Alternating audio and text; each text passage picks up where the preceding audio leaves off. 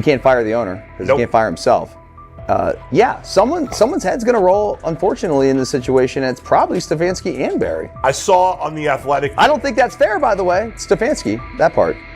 I agree. I was saying the other day on my podcast that Barry should be fired. And I said I wouldn't fire Stefanski, but a couple of people made the point of saying, well, if you fire the GM, you got to give him a chance to hire his own coach, which is fair. That's true. Mm-hmm. So I would fire Barry. I would hire a new GM. If that GM thinks Kevin Stefanski's a good coach, wants to stick with him. Right. The situation in Cleveland has escalated with the NFL. Sources indicate GM Andrew Barry is prepared to move on from head coach Kevin Stefanski if he refuses to elevate Shedeur Sanders. The Browns are weighing a major quarterback change. Leadership appears to be aligning behind Sanders and pushing for immediate action. This is a high-stakes decision about control and the team's direction. I think it's unfair for me to comment in I guess, maybe on behalf of the industry. All I can say is this, the time that we spent with Shedeur, and what he's done throughout his college career is impressive. He's an impressive young man. He's a really good quarterback. Sometimes, fit comes into play. And I'd also say this, there are 4 more rounds of the draft. And then maybe lastly, it's less about where you get picked and what you do after you get picked. That's really the most important thing. Getting to know him over the course of the spring, he has a ton of resolve. Andrew Barry appears to be at a breaking point. Pressure from fans and within the organization to play Shedeur Sanders is intensifying. Barry is pushing for a move towards Sanders, while head coach Kevin Stefanski remains cautious about altering the depth chart. The divide is clear. One side wants acceleration, the other a measured rollout. The organization is under heavy scrutiny, and the focus has shifted to when, not if, Sanders sees the field. Has the 4th highest odds of any head coach this season to be fired. He's clearly on the hot seat. It's been a discussion for really a couple of years now, dating back to last season's 3-win season. And he's always had kind of hot and cold seasons. And now the sports books are saying he's 4th on the list. Number 1 is Mike McDaniel of the Miami Dolphins, Brian Dable of the Giants at 2, Shane Steichen at 3, and there is Kevin Stefanski plus 650 to be fired. This has moved beyond tension to outright stubbornness. Rather than elevating Shedeur Sanders, the staff has chosen Dillon Gabriel. The current depth chart looks less like a forward plan and more like resistance to change. Fans have been clear about who they expect to see, yet the organization keeps delaying. Every week without a real evaluation of Sanders slows development and blurs accountability. Cleveland is choosing a conservative approach when a decisive decision is needed, sending a message of uncertainty to both the locker room and the city. Now being the 3rd-string quarterback for the Cleveland Browns, was that so much was made out of unbelievable. He actually made the team as the 3rd-string quarterback. Like that was a big deal. Like that was somewhat of a surprise to a lot of people.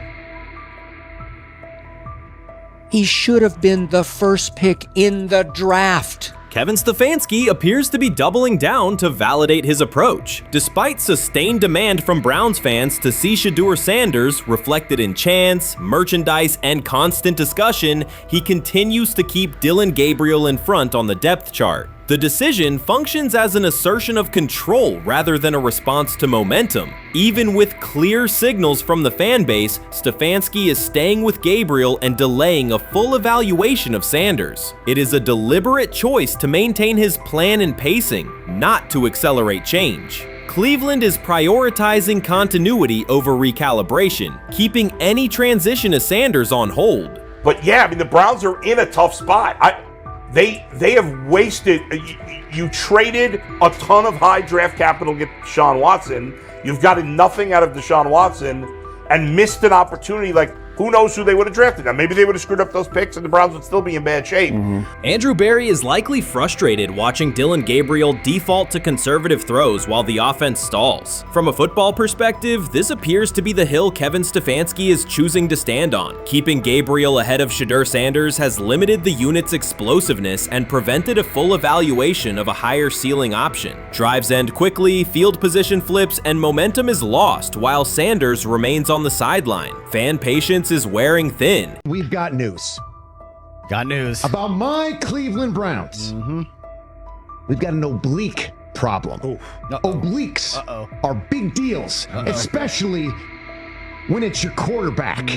Now, he might be fourth on the depth chart, but he was number one in the preseason game last week, and he did a great job. 138 yards, 2 touchdowns. Shedeur Sanders has an oblique injury.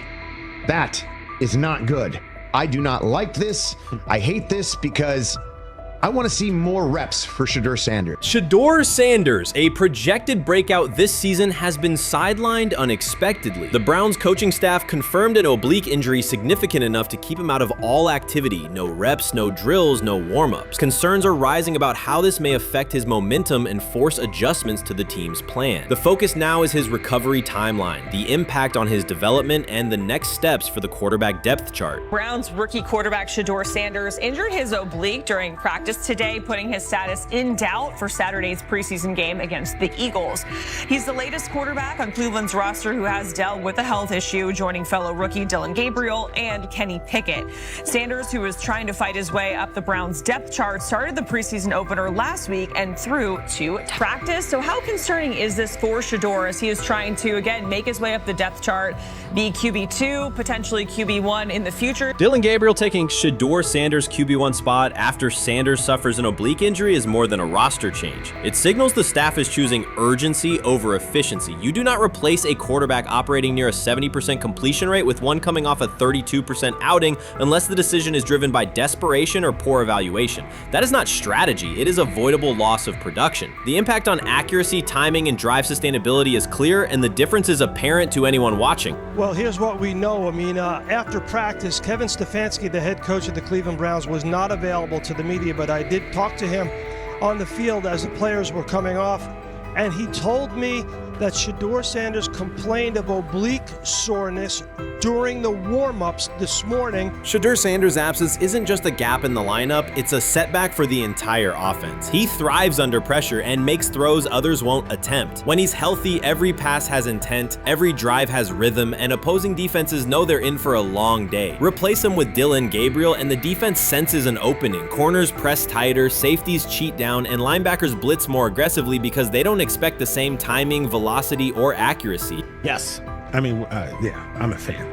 I'm not even going to try to hide it. Rich gets You guys are fans. Like, you guys talk about the Cleveland Browns quite a bit. Yeah, it's almost annoying to me. It aggravates people. Like, people don't like the fact that Rich talks a lot They about must love Shedeur. I'm here. But it's like, you know, you have a friend, and that friend's child is following in the family's footsteps. You want them to do well. I don't know why people have such an issue. I know Rich is supposed to be impartial, but it's kind of hard when you have that type of tie to it. But yeah, I'm rooting for Shedeur, man. And Dillon Gabriel's 32% completion rate isn't just poor, it's untenable at this level. A number that low needs no context. It means 2 misses for every completion. Weather, opponent, and play calls are secondary when efficiency is that limited. That output does not sustain drives or keep the full playbook viable, yet he is starting while Shedeur Sanders is sidelined. The contrast is clear. Sanders brings accuracy, timing, and command. Gabriel's recent performance reflects inconsistency and missed opportunities. Choosing Gabriel under these circumstances reduces offensive reliability and invites defensive pressure. It is a decision that sacrifices efficiency and field position. So it'll be interesting to see what happens with Dillon Gabriel, but to the Shedeur Sanders point, it is unfortunate because I thought he was gaining some momentum. I know the practice that they had before they left for Philly, Daniel Oyefusi reported that he actually took the most reps of all of the quarterbacks. And that was the first time that had happened. It was the first time that he had went ahead of Dillon Gabriel, practicing with the twos, etc. So like coming off that stout performance against the Carolina Panthers, he was gaining momentum. If this were a clean evaluation, there would be no debate. Shedeur Sanders is the clear choice. He's accurate, composed, and consistent with a track record of high-level production. Dillon Gabriel remains a question mark, and not the kind that stresses defense. He's the kind that makes coaches consider leaning on the run to limit risk and protect field position. The reality is that injuries create openings for players who haven't earned them. Gabriel has stepped into QB1 while Sanders is out, but that reflects circumstance, not superiority. We don't know the severity of this oblique injury and whether it will even keep him out of Saturday's game against the Eagles. As for moving up the depth chart, I'm the Browns preseason sideline reporter. I was there Friday night when he burst onto the stage and set the NFL world buzzing. And yes, his demeanor was tremendous. His poise was tremendous. He did the things that were asked of him. But at the end of the day, he wasn't actually asked to do all that much. The real concern is how this could attach to Shedeur Sanders' reputation. The NFL is unforgiving about availability. An oblique injury for a quarterback isn't minor. It affects mechanics, torque, and timing. Even with a strong return, the injury-prone label can linger. For the Cleveland Browns, or any team seeking stability under center, that perception is toxic. Teams don't want a player they fear won't make it through October. That's the risk. Talent doesn't always overcome league politics. Once questions about durability start, they rarely fade. They surface in contract terms, roster decisions, and sideline evaluations. So Shedeur Sanders is injured again? If you were following along on social media today for the Browns' first joint practice in Philadelphia against the Eagles, wow, you were in for a tumultuous ride. I mean, all the reporters, both Browns and Eagles reporters, were pretty much flabbergasted at the fact that Shedeur Sanders was taking 0 team reps during the day, and even Tyler Huntley was getting team reps instead of Shedeur. And then it came out, obviously, everybody's speculating. There's people calling for Kevin's jobs, and before I go any further, I don't blame anybody. Ever. Meanwhile, Dillon Gabriel's numbers should be sidelining him, not elevating him. A 32% completion rate isn't a dip, it's a warning sign that points to issues with field vision, timing, and receiver cohesion. That's the quarterback taking snaps while Shedeur Sanders is out. Put their work side by side and the gap is obvious. Sanders shows consistent placement, timing, and footwork that reflect high-level execution. Gabriel's recent output introduces variability that shrinks the call sheet and stalls drives. You can't claim the priority is winning while starting a quarterback who isn't reliably delivering routine completions. Fans recognize it, receivers lose confidence and tempo when targets are off, the offensive line's urgency fades when protection doesn't translate into productive throws, team belief in the quarterback is fragile, and once it erodes, a season can come apart quickly.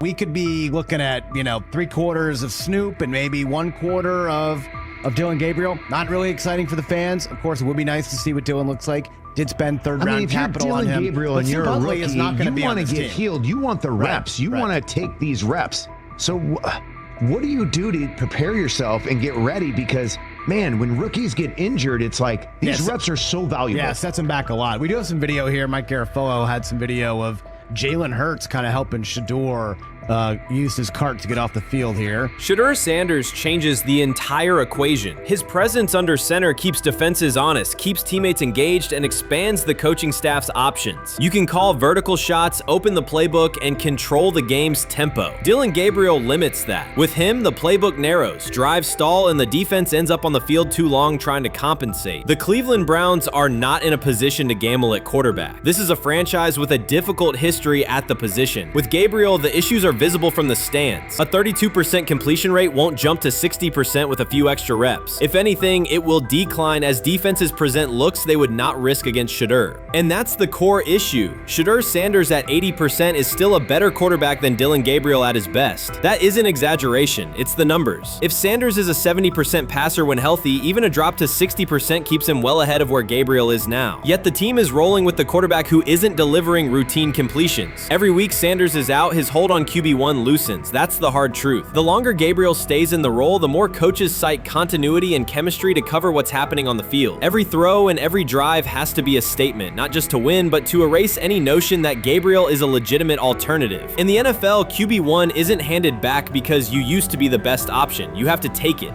Started off with some positive news for Shedeur, and then it kind of just went left real quick. Shedeur got the news early on that if Dylan Gabriel couldn't go, he would get his second straight start in the Saturday preseason game against the Philadelphia Eagles. And then he went on to injure his oblique. For the fans who don't know exactly what part of the body the oblique is at, and what that injury is, and how it can impact the quarterback, can you explain to them what is an oblique injury? It's like up in this area, right? Well, you can't see me, but like right up in here, when you go to throw, like obviously that's all that. So the truth is straightforward. The Cleveland Browns, or any team in this situation, aren't going anywhere meaningful with Dylan Gabriel under center. You can frame it as progress and point to selective highlights, but reality will level it out, and by then the season is already slipping. Shedeur Sanders is the difference between a team with a path forward and a team playing out the schedule. He reads coverages, delivers on-time throws, and forces defenses to respect every level of the field. Gabriel turns the offense into guesswork. The NFL is built on results, and the results are clear. Gabriel's 32% completion rate functions as a warning sign. It doesn't need context, a clinic, or a film session to explain. It signals inefficiency that stalls drives and compresses the playbook. Yet he has been handed the role Shedeur established through precision, composure, and production. That decision undercuts the stated goal of winning. With Sanders, the offense retains structure, rhythm, and threat. With Gabriel, it narrows and exposes the defense to longer stretches on the field. Honestly, guys notice it more when you're out winning games, right? If Cleveland starts off in a bad start, they're not doing well, and all of a sudden Shedeur or Dylan Gabriel are doing well in 7-on-7, they're throwing dimes, and practice drills, the number one defense can't stop them. People take notice of that, and the more that the players see it, they're gonna then the comments start happening over the lunch table. They start happening throughout the building, and that's when the pressure really will get severe. The Cleveland Browns were focused on resolving their quarterback situation until Jason Kelce made pointed comments that triggered a strong reaction from ownership. The response inside the organization was immediate and intense. What exactly did Kelce say that has the dog pound on edge and the front office under pressure? We've seen that miserable game by the Cleveland Browns. So they throw Joe Flacco in there, and I like Joe Flacco. He did good, but they gave him the resource of all the first team guys. Then they throw Dylan Gabriel in there with first teams and second teams. So Dylan always is getting protected. The same thing again, they gave this scrub max protection on every play. Yeah, he completed some passes, but let's talk about his mistakes. He's still inconsistent with his throws, but he at least had max protection. The Cleveland Browns continue to be defined by inconsistency and avoidable setbacks. Even as fans hoped the organization had turned a corner, Jason Kelce, fresh off retirement, offered a direct critique that reignited doubts about the team's direction. His remarks implied the franchise's structure and decision-making remain unstable and recent progress may not hold. The takeaway for leadership is straightforward. Identify core issues, align on a coherent plan, and execute with discipline. For supporters, it's another sign that the problems run deeper than a single season. They throw Shedeur Sanders in there with the lowest cab drivers you couldn't even get on 5th Street.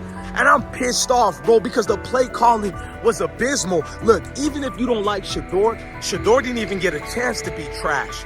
Even if you think Shedeur is garbage, he didn't even get a chance to be garbage. That's how awful the offensive line was. Kevin Stefanski still doesn't want to give Shedeur second strings and first strings reps. Why is that? Browns ownership's response shifted from measured to urgent. The pattern is familiar in Cleveland. The team once treated Johnny Manziel as a franchise solution, retained Hugh Jackson for a second year despite results, and invested heavily in Deshaun Watson through a costly trade and contract. These decisions reflect aggressive but poorly aligned planning. The outcome has been continued instability instead of sustained progress. That this was the guy that they wanted to start. He's seasoned, he's experienced, he still has a big-time arm, even at his age, and they open with the Cincinnati Bengals. They wanted that experienced guy. He was always going to be the guy. They were not going to start Dylan Gabriel or Shedeur Sanders in week 1. Kenny Pickett had a hamstring injury. It makes it easy to go with Joe Flacco. And the question isn't and wasn't going to be who's the starter in Cleveland. The question is, who's going to be the backup in Cleveland? Who's going to be the number 2 quarterback when they open the season against these Bengals? Fans still show up season after season, expecting improvement and bracing for setbacks. The usual pattern has been early optimism followed by a gradual collapse. But last season was different. For a sustained stretch, the Browns looked organized and competitive, resembling a functioning team. Couple days, 3 days until roster cutdowns. How do you feel about that? Do you feel like you belong here on this team?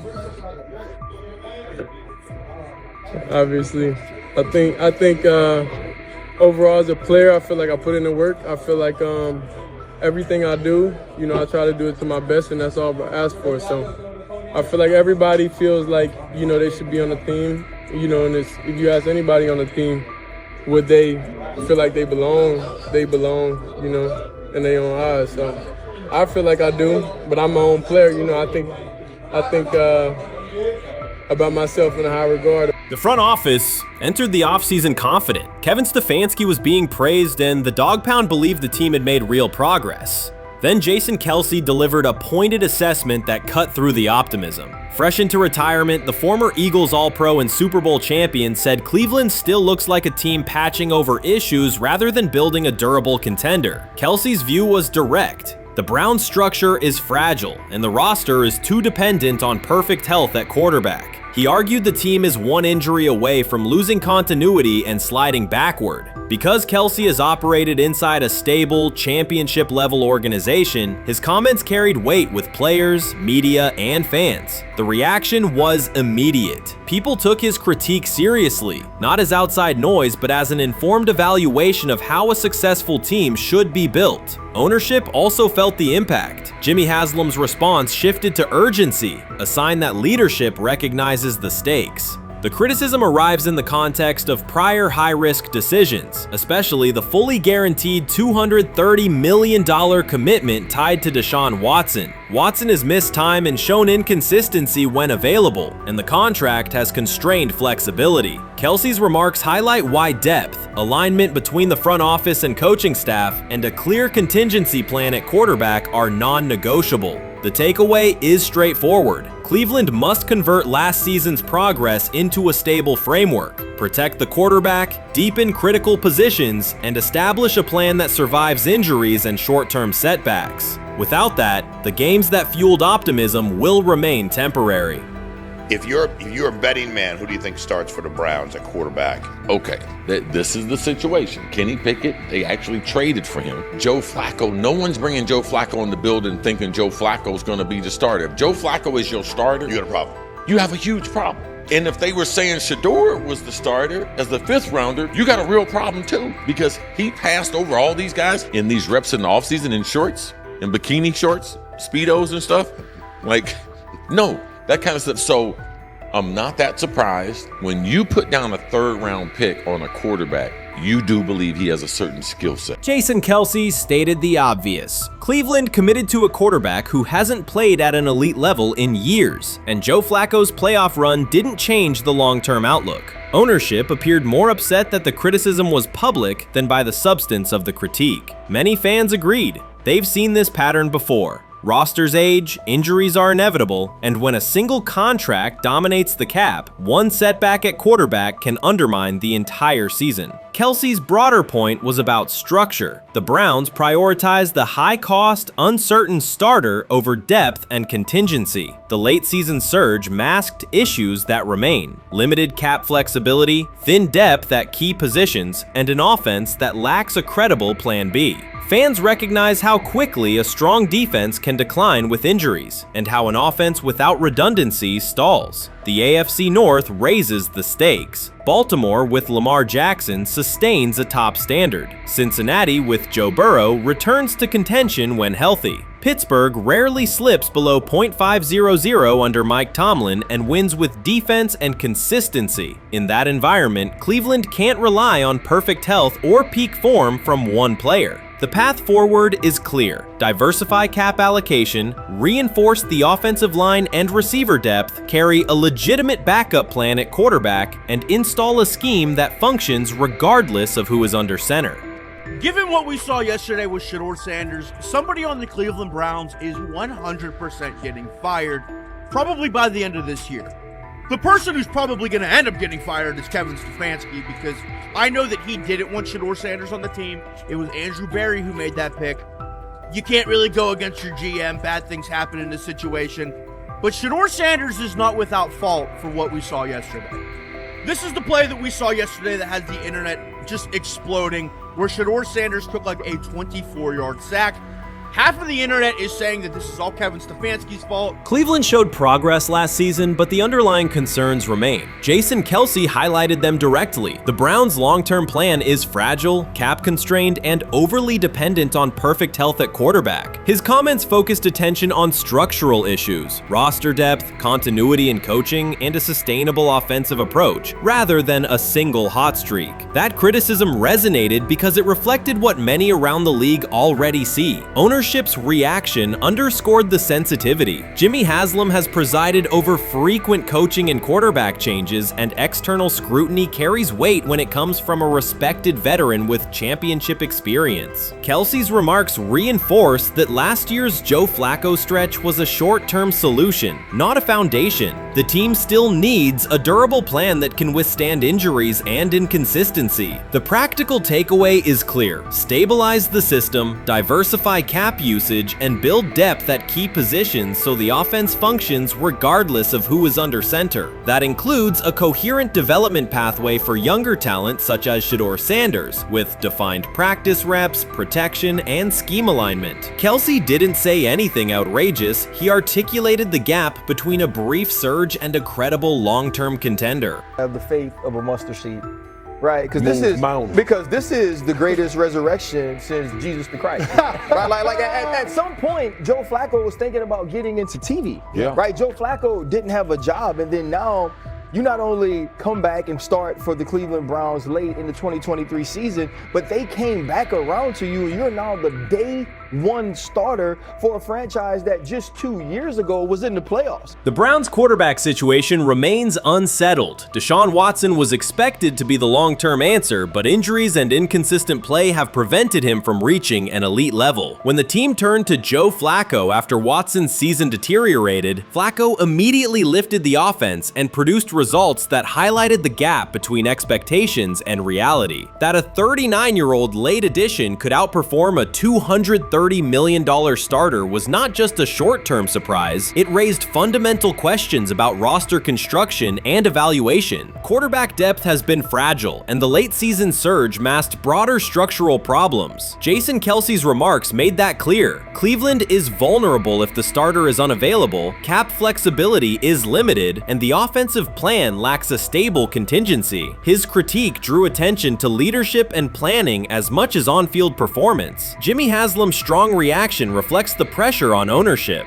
The organization has promoted a message of stability and progress, but Kelce's assessment suggested those gains are not yet durable. The path forward requires a realistic approach to the cap, a credible backup plan at quarterback, and a system that holds up regardless of personnel. This is exactly what he says. I'm told the footage of Shedeur Sanders meeting with the Giants is so bad that both the Browns and the Sanders family have threatened legal action if it is published. The New York Giants have released audio from their draft interview with Shedeur Sanders, and the disclosure has drawn intense public reaction. Fans want to know whether Sanders made critical remarks and why the Giants shared material that should have remained confidential. This situation revolves around an open microphone, contentious comments, and the broader implications of the leak. The New York Giants published a brief, edited segment from their interview with Shedeur Sanders and withheld the remaining footage. Observers are debating whether this was a strategic public relations decision or an attempt to discredit him. The team has offered no additional explanation, and many fans view the limited release as inadequate and potentially misleading. They are demanding full transparency and accusing the organization of orchestrating a negative narrative. While criticism of Sanders is vocal, his supporters are responding with equal intensity. There was another team that he sat down with. What do you mean it didn't go well after that? So, he was pissed that they did that to him. They did that to him. He counter-confronted the them. same thing they do to every other quarterback prospect. They did that to him. They slide in a mistake to see if you catch it. Right. And so because you're the quarterback, but he didn't take it as a correction. He took it as like he got pissed off. Yeah, and it's like so here's another one. So another one was he throws a bad interception, and it was a deep throw early in the game, and he comes back and they go in the meeting, they show the interception. The Giants have released only a brief excerpt of the interview and are refusing to share the rest. Their decision has drawn criticism across TikTok, X, and Facebook, where many see it as a poorly handled public relations move. Fans are calling for the full recording to be published so the situation can be judged in its entirety. The GM is on film that the son, they asked the son last draft, yo, who you think I should pick? His son like, yo, you need to get the Jaden Daniels, big. This is what his son, it's on tape. You should go Jaden Daniels. He laughing at his son. And all right, cool, get Jaden Daniels. I don't even know how that tape got out. I wouldn't have let the shit get out. Shedeur Sanders appears unfazed by the situation. Although the Giants suggested he was more hype than substance, their handling of the interview has instead elevated his visibility. Analysts across major sports outlets are now discussing him more than before, keeping his name prominent in the news cycle. New York Giants, where these tapes at? You hear me? Because if Shedeur Sanders was so unprofessional, y'all would have leaked the tapes for the whole world could see, right? Cause understand, it's a lot of he say, she say. But one thing I do know, as a young black man growing up in this world, being straightforward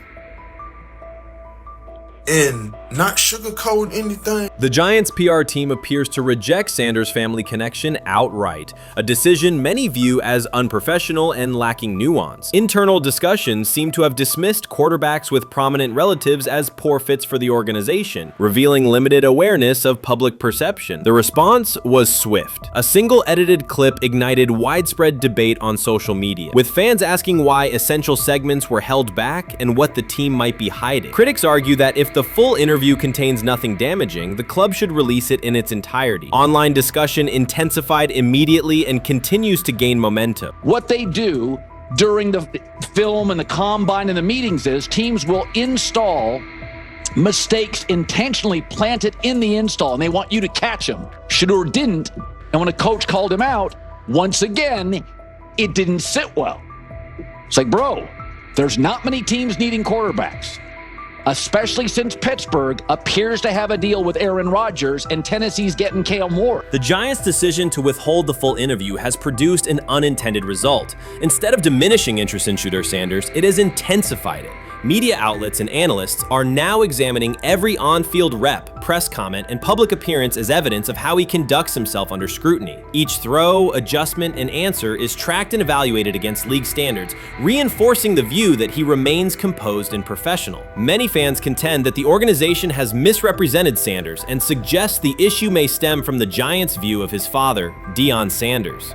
They see the partial release as an attempt to raise doubts about his character by association. That perception has only made his profile more compelling. The discussion has shifted from whether he deserves a high draft position to how effectively he withstands sustained pressure. Sanders is now regarded not just as a talented prospect, but as a symbol of resilience, central to debates about transparency and organizational strategy. Even if the Giants eventually provide more context, the visibility they have created for him is unlikely to fade. The most fun yet the most difficult thing I cover and we cover all year long is not games. It's the NFL draft. Because I've said this many times, you get lied to for a month to 2 months up to it. And so often during the draft, and every few drafts, there's a guy that really falls, precipitously falls. This year it was Shedeur Sanders, it's been Aaron Rodgers, it's been Dan Marino. Every few years somebody falls a lot. And so, but those stories don't come out until like the fall. Criticism of Shedeur Sanders from within the Giants organization has become increasingly public. Team communications appear focused on casting him as an overhyped prospect, whose character should be questioned, a narrative that seems aimed at shaping opinion rather than assessing performance. Yet each selective release or negative remark has instead amplified attention on Sanders and elevated his reputation. Efforts to confine him to a narrow, unfavorable image continue to produce the opposite effect, reinforcing his position as an underdog who endures external pressure. The debate has shifted from football analysis to broader concerns about narrative control and transparency. Fans, reporters, and online communities are still urging the Giants to publish the full interview, arguing that only complete context can resolve speculation. The organization's refusal to comply has intensified scrutiny and led many observers to conclude that the team underestimated public reaction and now faces questions it could have avoided with full disclosure. The tapes, the New York Giants have the tape. They definitely have the tape. It's confirmation that they had the tape. Shedeur didn't do nothing. It's what they saying he did. I'm gonna tell you what these mixed reaction right here. So we already know about the New York Giants, but the Pittsburgh Steelers head coach Mike Tomlin reported admired Sanders' talent, but hesitated to draft him due to previous challenges with quarterbacks like Russell Wilson and Justin Fields, leading to more cautious approach. Las Vegas Raiders. Sanders met with Raiders at the NFL Scouting Combine and expressed enthusiasm about potentially joining the team. His familiarity with the West Coast offense and quick release was noted positive, though concerns about his ceiling. Hours after the Giants posted that short audio clip, the timeline never slowed. Comment threads filled with frame-by-frame breakdowns, lip-read attempts, and side-by-side comparisons of what was said versus what was left out. Reporters called league contacts. No one could explain why a franchise would stir this level of curiosity only to seal the vault. Each refusal sharpened focus on Shedeur Sanders, turning routine throws into national talking points.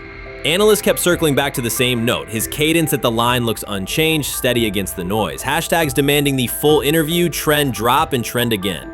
Podcast hosts bump scheduled segments to lead with the leak. Rival teams get asked how they would handle a similar situation, then quietly check their own archives. Inside Giants headquarters, the plan to shape the story looks less like strategy and more like a slow burn spotlight they can't switch off. And now every preseason snap, every media availability, every stray sideline camera angle gets fed into a loop that asks, what are they still hiding? The file remains locked. Curiosity keeps compounding. Until someone presses upload or steps to a podium and explains the redactions, the subject drifts away from depth charts and play design, fixing instead on secrecy, control, and the risk of underestimating how fast attention turns pressure into permanence. Momentum isn't fading, it keeps recalibrating, louder, impossible to mute.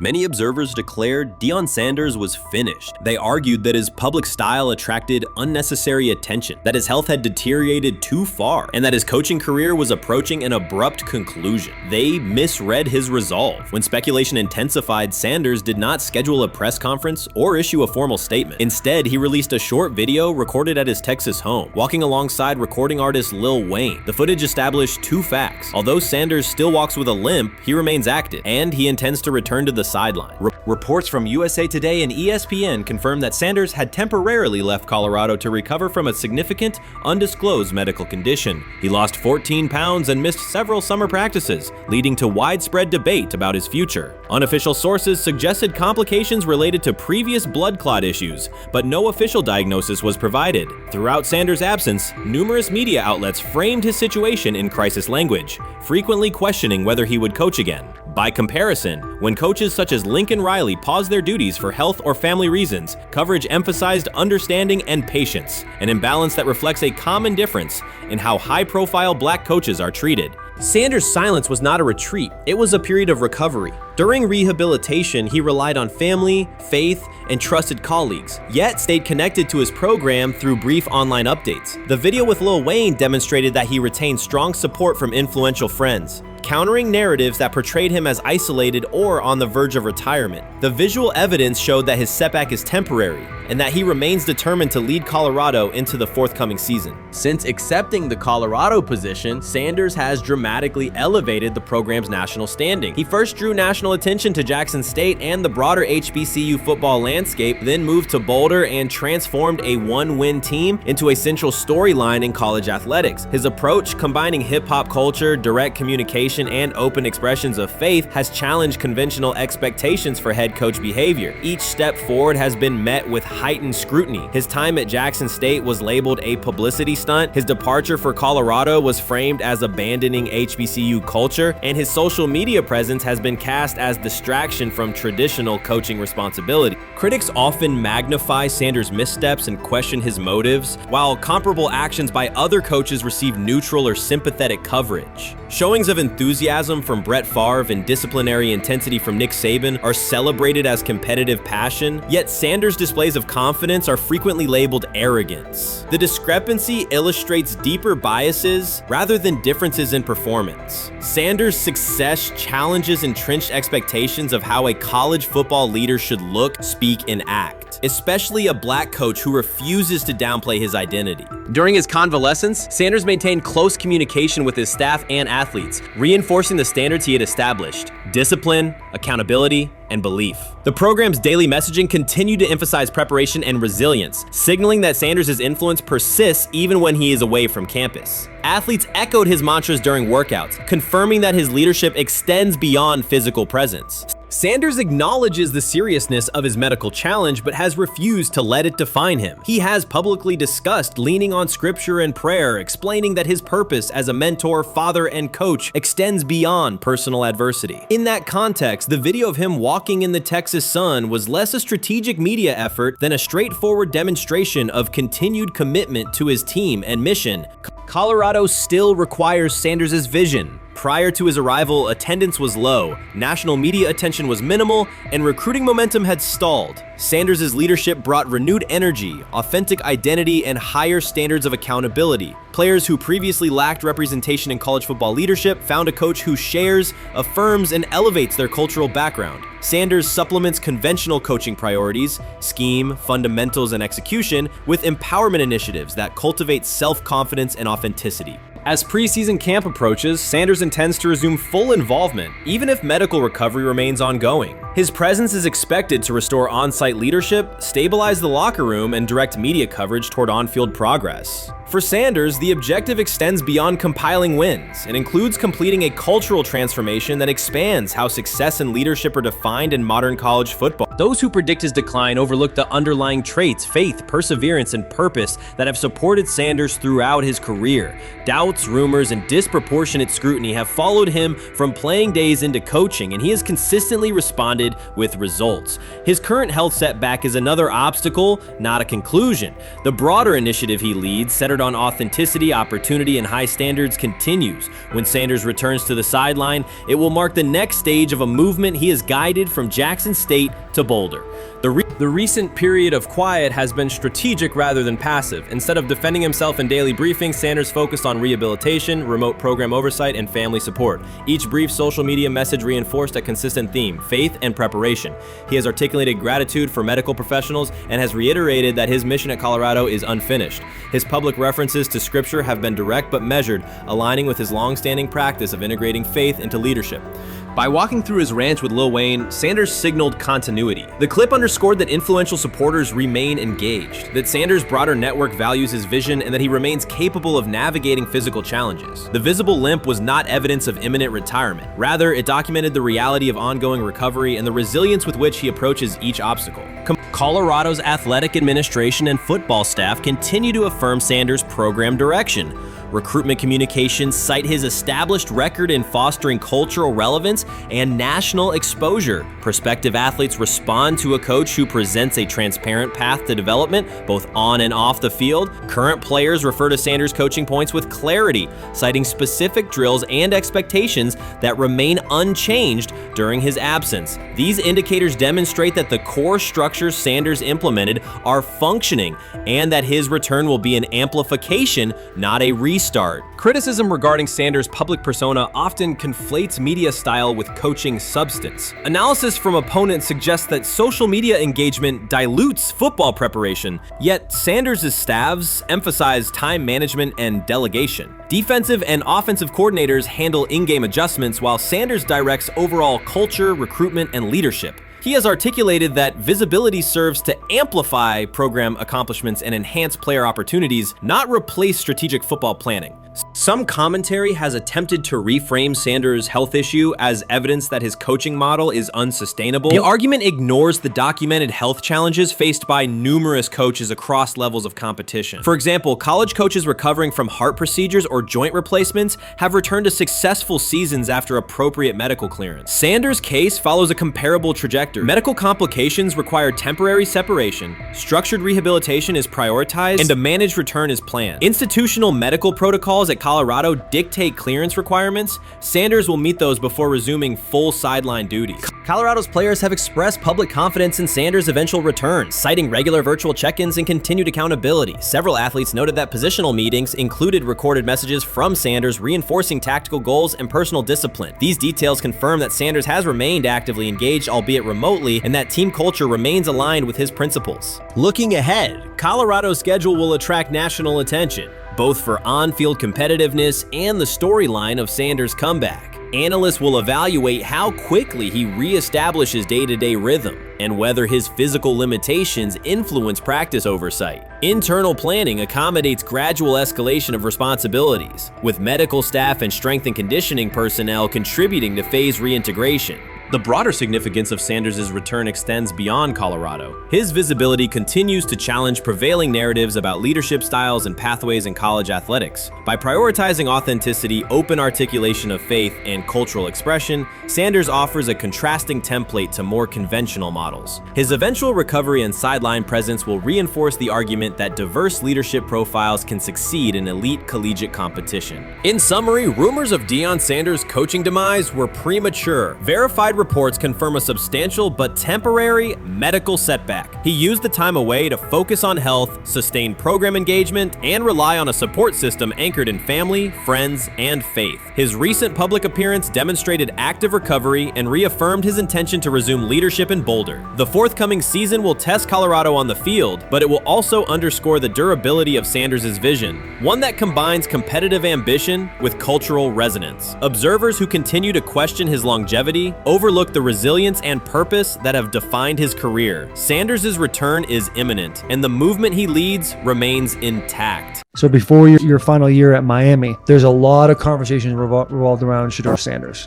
Obviously, I'm assuming you guys have a great relationship. Some of the clips you've seen and stuff like that. What is it like for you to have like this rivalry with Shedeur? I don't have a rivalry with him. That's my boy. So at the end of the day, this whole process, we thought me and him were going to be 1 and 2 the whole time. Whether he's 1, I'm 2. Whether I'm 1, he's 2. And so that's just always been, our mindset. It didn't go that way. I thought he was one of the better quarterbacks in the draft as well, even throughout college. A lot of stuff out there on him ain't really, the truth, just because they spin it different ways. Like they spin stuff about me different ways. But I mean, when he gets his chance, become a starter, I know he's gonna make the most of it. And I'm ready to get back to work with him. After the season, talk some more stuff to him. Cam Ward directly challenged the uneven standards applied to Shedeur Sanders, calling them inconsistent and unfair. By insisting that performance, not politics, guide evaluation, he shifted the discussion from one player to a league-wide problem. Sanders' treatment now serves as a test of how the NFL supports and evaluates emerging quarterbacks. I feel a special relationship with him, especially me. First getting to know him 5 years ago when I started working with him. But it did surprise me because he's a good quarterback. It doesn't get a lot of the credit that he deserves.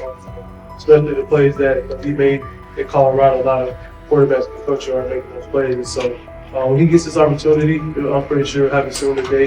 He'll make sure he'll make plays on the field. Cam Ward's public challenge to the treatment of Shedeur Sanders brought the issue into clear view. For months, discussion around Sanders has centered on his profile, major compensation, a prominent Nike deal, and the expectation to stabilize a struggling franchise. Rather than a standard evaluation of a top prospect, he has faced sustained skepticism from analysts, fans, and league voices. Ward's comments underscored that the standards being applied to Sanders diverge from those used with other rookies. By stating it directly, he did more than support another quarterback. He identified a broader problem in how the league responds to young players with significant visibility. The takeaway is direct. Assessments should reflect on-field performance and development, not external narratives. A generational talent.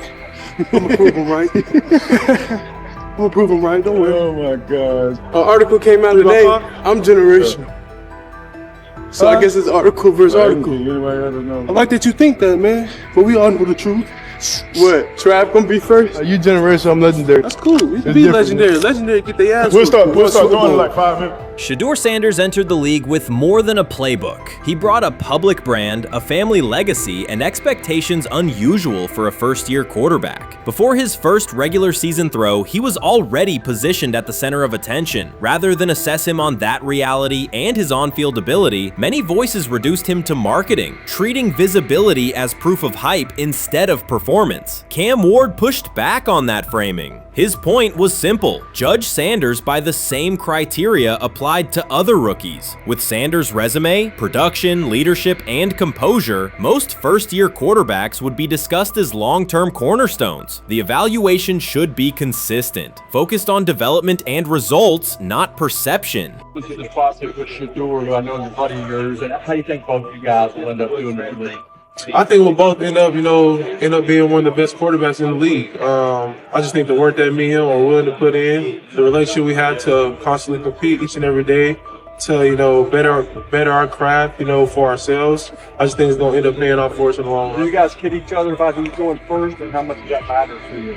Yeah, we play around, we joke around with it. Really don't mean nothing. The draft pick will never mean anything. At the end of the day, you got to show whether you can prove each and every Sunday. You can't just do it 1 year. Disrespect shows up in two patterns. First, Shedeur Sanders is repeatedly framed through his father, Deion Sanders, as if lineage erases his own work. Discussion drifts to pedigree instead of what the film shows. Second, his visibility is treated with suspicion. His audience reach, partnerships, and ability to lift ratings are labeled hype rather than recognized as value. Instead of acknowledging that he drives demand and expands the stage for his team, critics call it an unfair edge. The result is a skewed evaluation. Star power is held against him while on-field production gets pushed aside. The standard should be consistent. Assess the tape and the development, not the last name or the attention it brings. Well, Ward, were microfacts. Cam Ward's remarks went beyond defending Shedeur Sanders. They confronted how the league manages star power. The reality is simple. The NFL markets visibility, but resists it when a player doesn't follow the expected script. Rookies are supposed to be quiet, deferential, and grateful for limited leverage. Sanders arrived with leverage, brand reach, major endorsements, and confidence. And that presence was recast as entitlement. Instead of treating those factors as earned advantages, much of the commentary used them to diminish him. Ward called out that contradiction. The same influence the league sells to audiences is criticized when a young player exercises it. His point is a standards problem, not a personality dispute. Evaluate Sanders on his preparation, leadership, and results. Don't penalize him for having a platform or for using the leverage that the modern NFL itself helps create.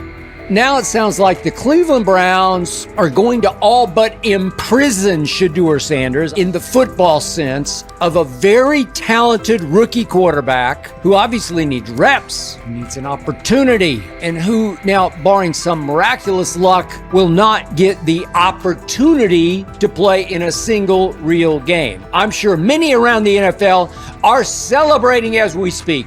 They are chuckling about this. Many in the NFL wanted to teach Shedeur and his daddy. Cleveland became the center of the conversation. With Shedeur Sanders attached to a major Nike partnership, the expectation was straightforward. He should be given real game reps.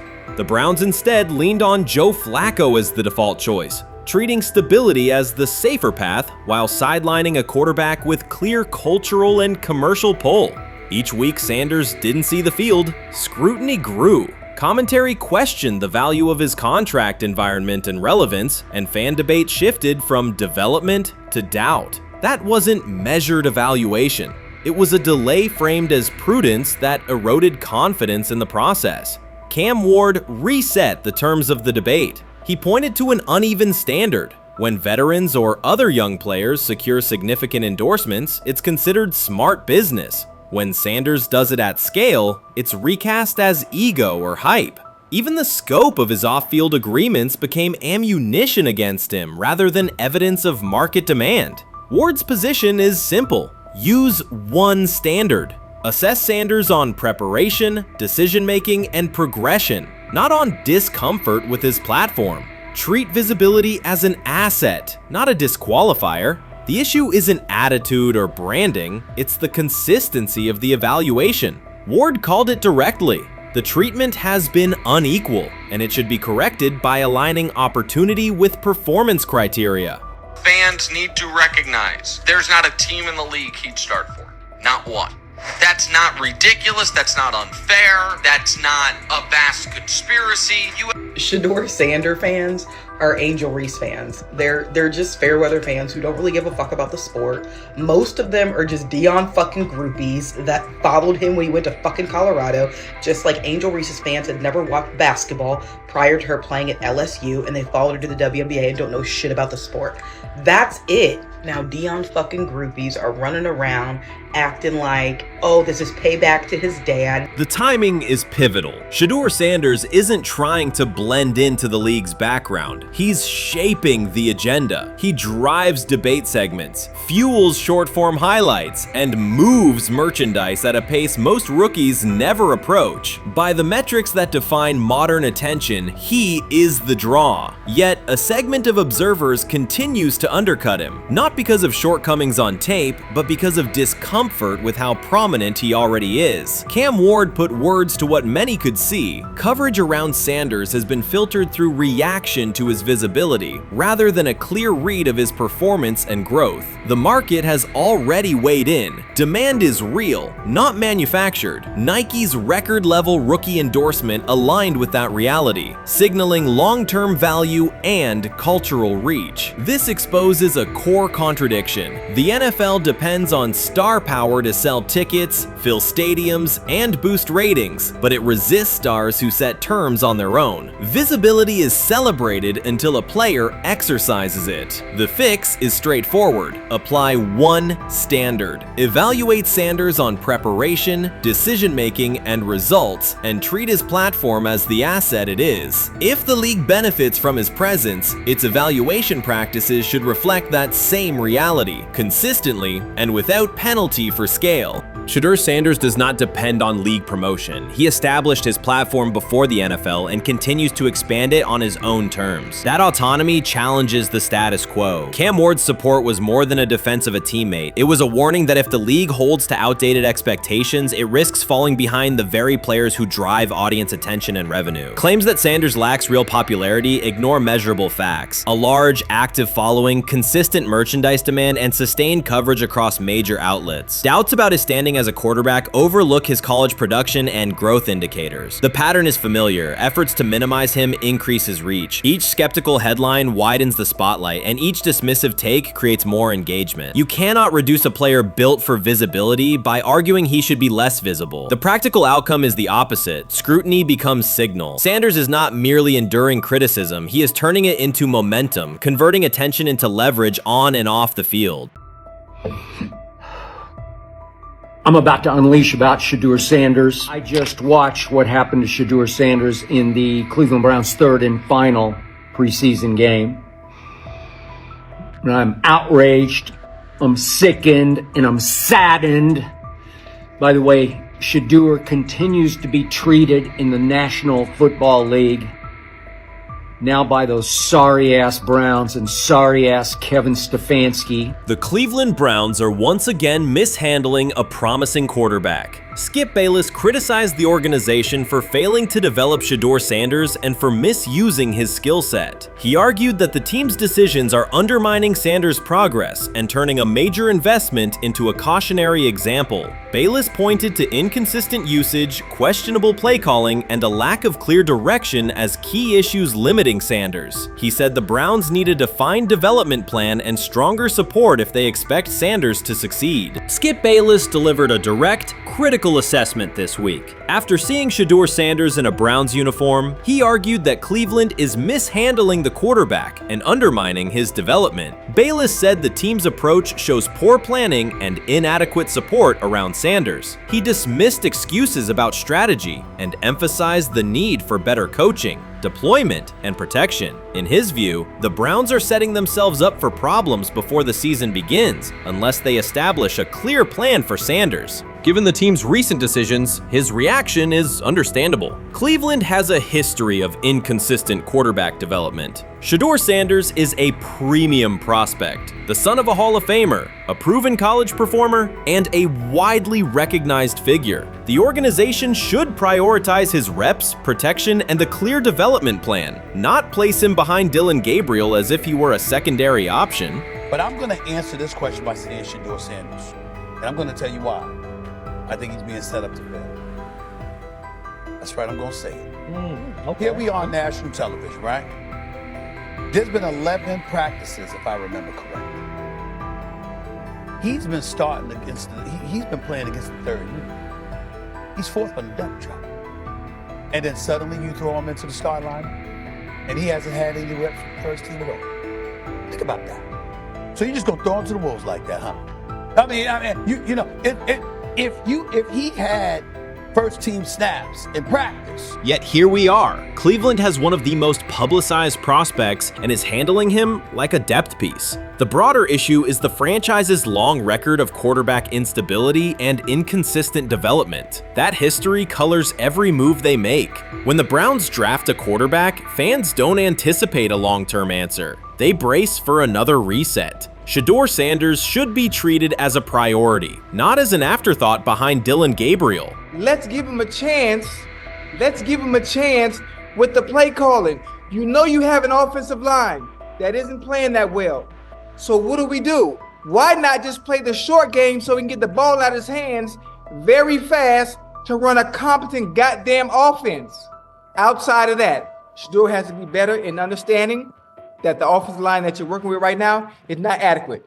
Why not allow the players that are competing for a job, in this instance, Shedeur Sanders, to finish off the 2-minute drill? When Browns fans see another quarterback selected, they brace for another setback. The franchise's recent history, from Johnny Manziel's failed stint to the rocky handling of Baker Mayfield, reflects inconsistent development and short-term decision-making. Against that backdrop, Skip Bayless's reaction to Shedeur Sanders on Cleveland's roster was blunt. He argued the team is already mishandling a premium prospect by treating him as a secondary option instead of a centerpiece for the future. Bayless's position is straightforward. Sanders is not just a name, he brings proven college production, leadership traits, and significant visibility that can strengthen both the offense and the organization's broader profile. Burying him on the depth chart behind Dillon Gabriel signals a lack of a clear development plan and wastes early momentum. Instead, Bayless contends, Cleveland should establish a defined pathway. First-team practice reps, protection and personnel tailored to his strengths, deliberate play calling that accelerates processing, and measured in-game opportunities that build confidence and execution. In his view, the Browns need alignment from the front office to the coaching staff to prioritize Sanders' growth. Continuing to treat him like a depth piece risks repeating the same cycle that has undermined previous quarterbacks. Committing to a coherent plan gives Sanders and the franchise a realistic chance to convert potential into sustained performance. I view things as I got time. I got time to be able to grow and mature, and be able to understand the ins and outs of the defenses and be able to get the good insight from the vets in the room. So I look at it as, a plus. And whenever, it's time for me to play. Shedeur Sanders rolled into Browns camp and instantly made the whole practice feel like a recess pickup game. NFL vets suddenly looked like they'd forgotten the playbook and were just trying to keep up. With that being said, I see some balls coming out of Shedeur Sanders at that camp, and I'm like, kind of looks like a guy. Yeah, I'm reading. He can sling it. Read the team. I see him, some of the veterans, how they talk to him, mic'd up, see what he's doing in the community. Talking about Njoku there? Njoku, Mike Knapp. Yeah, once you see, different little interactions and things like that, I know he has the talent. We'll see. It'll be a competition that usually brings the best out of guys, especially young guys. So I'm interested to see how that quarterback situation. Right after Shedeur Sanders tightened his cleats and the Browns settled in for what they figured was a routine camp day, the whole vibe tilted sideways. No blazing comet, no UFO touching down at midfield, just a swagger-charged quarterback striding in like he'd crashed the wrong league and thought, yeah, I'll stick around and run this show. The Browns had no clue what storm was rolling in. You'd expect an NFL team to do a quick scout, maybe pull up a highlight reel or two, but nope. They greeted Shedeur with a shrug, only to watch him seize the field on snap 1 and run the whole operation like a seasoned pro. First and foremost, he's been the best quarterback in camp. Now look, Joe Flacco ain't had many opportunities. There was a whole day I saw he didn't throw the ball at all. Here's my theory on the situation. They already know who's starting in the number 2 is. They already know. Joe Flacco and Shedeur Sanders is already locked up. You're missing the boat, people. You're missing the boat. Your boy, Kenny Pickett and Dylan Gabriel, oh, they're fighting. Shedeur didn't merely clock in, he hijacked the session. One moment he's loosening his arm, the next he's roasting veteran QBs like faded names on busted draft boards. Defensive coordinators everywhere had the same gut punch reaction. Uh-oh. His pocket poise? Straight disrespectful. His timing? Psychic. And every pass left his hand like it was laser guided to its mark.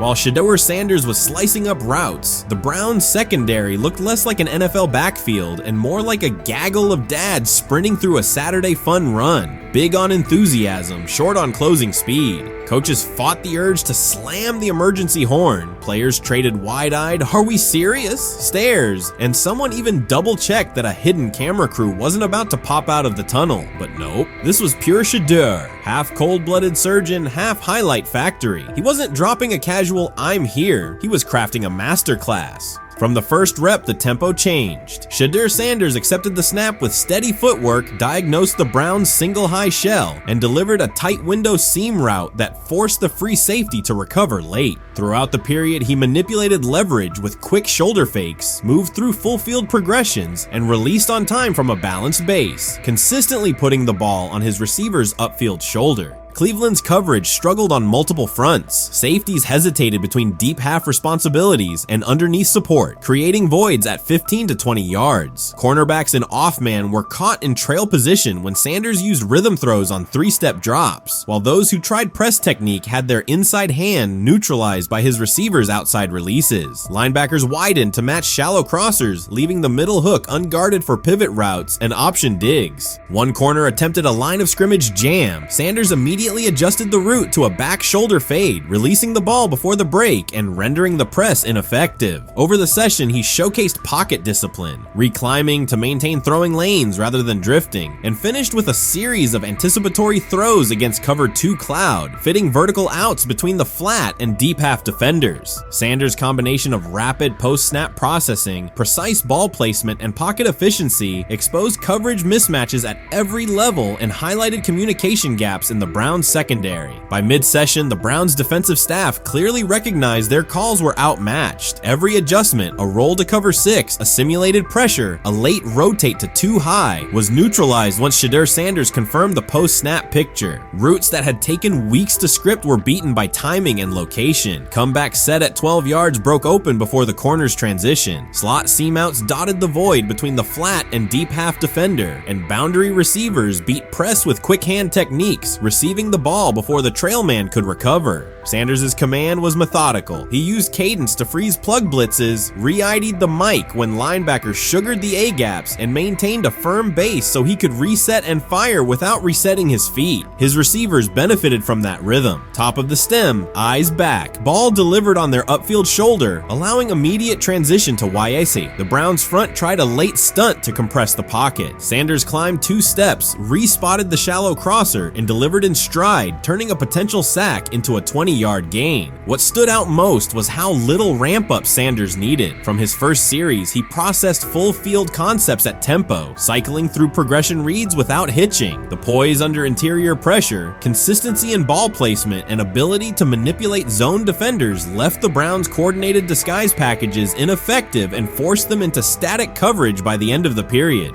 In short, Sanders' efficient mechanics, rapid processing, and anticipatory accuracy rendered Cleveland's defensive game plan ineffective at every level, from pre-snap disguise to post-snap spacing. Imagine there's many people that think Dylan Gabriel's a better quarterback than Shedeur Sanders. I don't care where they were drafted. If the Browns are the one team that thinks that, then I'm going to suspect it's not true. They don't know what listen, they're I've doing. been on every quarterback evaluation for 30 years. Right. I never root against anybody. Yeah. But I'd be surprised if Dylan Gabriel's ever a legitimate starting quarterback for the Cleveland Browns. I'd be surprised. I just don't think. Well, then it is a wasted pick because you took him in the top 100. Yeah, but potentially. Yeah. may get away with it because of Shedeur. An edge rusher chirped at Shedeur Sanders between snaps, hoping to shake his rhythm. On the very next play, Sanders answered with a 30-yard laser, a deep dig from the boundary side that split the single high safety and the trailing corner. He hit the top of a 5-step drop, kept a firm base, and delivered on time to the receiver's outside shoulder, turning what should have been a routine rep into a sudden change explosive. From that moment on, every coverage wrinkle the Browns tried, rotating from cover 3 to quarter half, flashing a Tampa 2 shell, mugging both A-gaps, was met with a precise counter. When corners pressed, Sanders adjusted the route to a back shoulder fade. When safeties widened, he checked to a glance post. When linebackers bailed, he found the running back on a delayed option out of the backfield. Even late simulated pressures couldn't move him off his spot. He simply climbed, reset his feet, and fired. As Cleveland's defenders rotated through checks, Sanders manipulated them with cadence and eye discipline. He froze weak side safeties long enough to create intermediate windows, then feathered the ball into those lanes before help could arrive. When the Browns finally dropped 7 and matched every route, Sanders tucked the ball and converted 2 separate 3rd and 6 situations on the ground, reminding everyone that his mobility is as calculated as his arm. By the end of the session, the defensive coordinator's call sheet looked obsolete. Sanders had neutralized blitz looks, exposed spacing issues in zone, and forced the unit into static base coverage just to survive the period. It wasn't a camp drill anymore. It was a clinic on timing, processing speed, and controlled aggression, delivered snap after snap by a quarterback who never needed a warm-up lap to own the field. They never planned on taking him. The problem is, like Ocho Cinco said, you got somebody that has endeared himself to the locker room. And guess what? The difference between him and Tim Tebow, the biggest one, is he can play. He can throw the ball. Tim Tebow running around being an H-back. He can throw the ball. And he's done everything he needs to do. He ain't saying nothing. He ain't rocking the boat. He ain't mad about the reps. He ain't mad about none of that. All the people out there want to see is this, like Tyler said earlier. We want to see what he can do with Jerry Jeudy. That's it. I want to see what he can do with David Njoku. I want to see him with Junkins. I want to see him with the first running backs. If you are cooking, if you are beating down the doors with the 3s and 4s, guess what?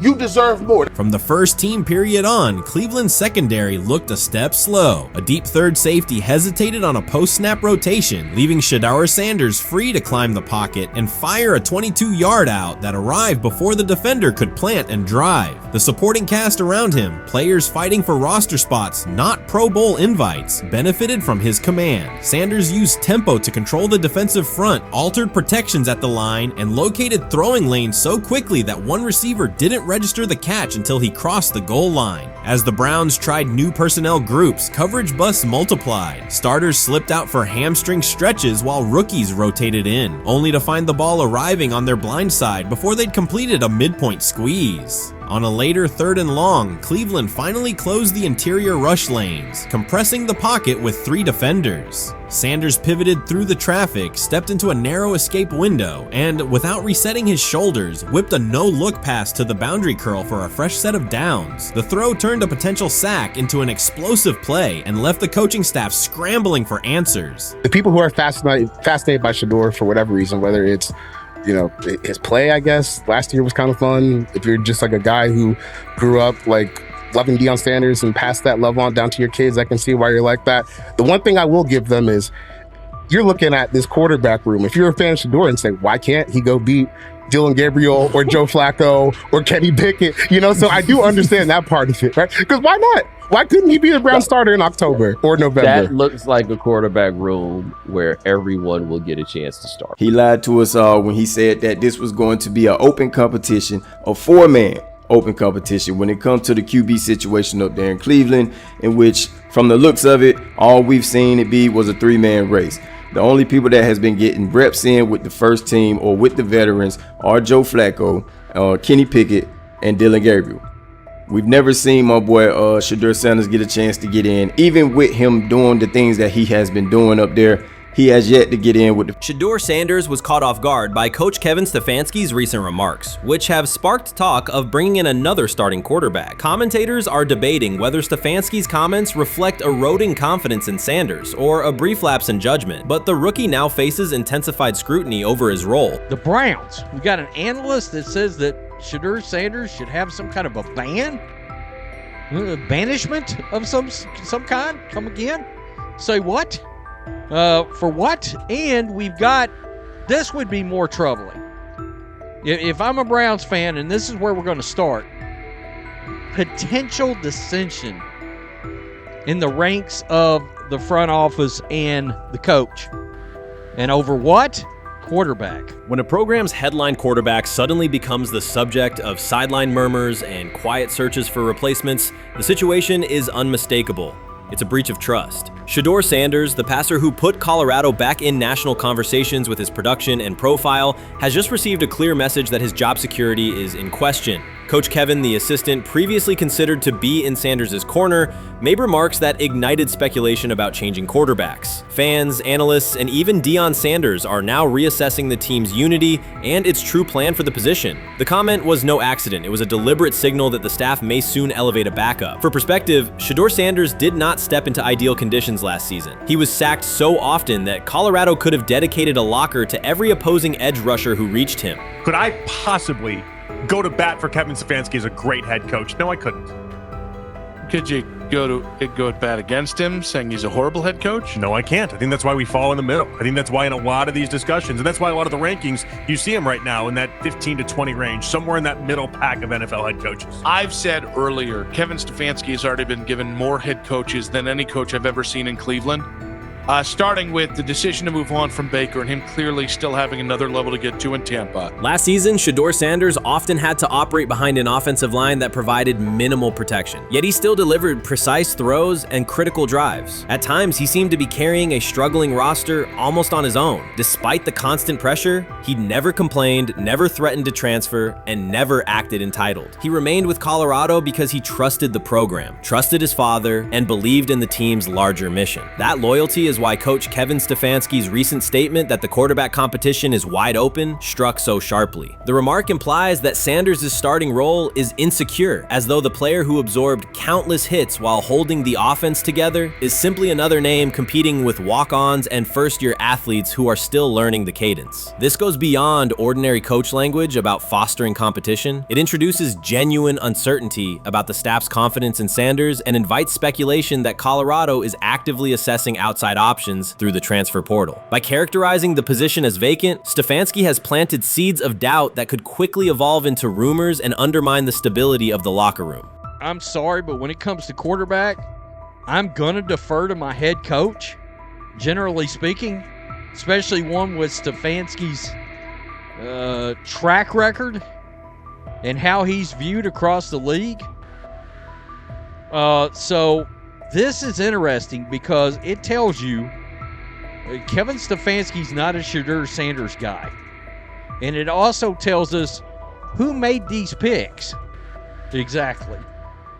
The Cleveland Browns made a rather awkward decision in the NFL draft, opting to take quarterback Dillon Gabriel in the 3rd round, well before he was expected to fly off the board.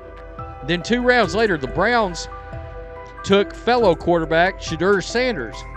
So what exactly is going on? Discussion has begun about whether Colorado is actively evaluating another quarterback and preparing for life after Shedeur Sanders.